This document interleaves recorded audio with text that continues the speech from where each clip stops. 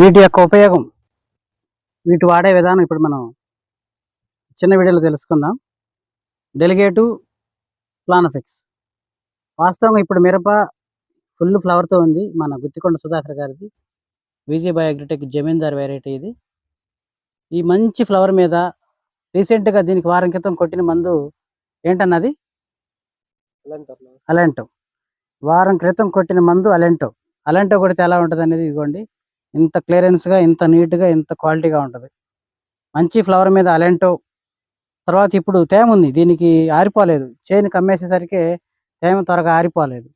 So తేమ కూడా ఉంది కాబట్టి కింద సిఎన్ మరియు 28 చల్లించడం జరిగింది.